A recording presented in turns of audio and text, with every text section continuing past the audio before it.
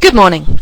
As you know, context is very, very important, so we're going to start off by having a quick look at the context of an inspector calls. We're going to start by looking at 1912. So let's have a look first and foremost at the position of women in 1912.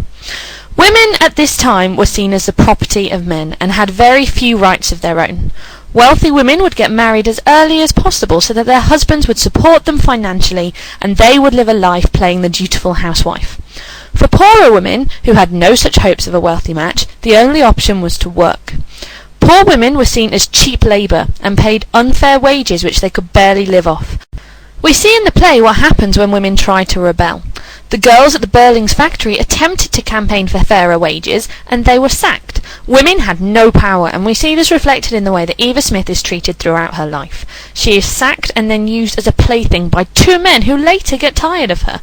Even people we think may help her, such as the Women's Charity, turn her away, showing that there is no comradeship amongst women. Even when the Burling family hear that she has committed suicide, she is still referred to as that wretched girl. A girl of her social class in 1912 is of no concern to the wealthy Burling family. This is shown when Burling's dismissal of all the girls who work for him when he says, "Well, we've several hundred young women there, you know, and they keep changing." Women are not seen as individuals, just mere numbers who earn him money.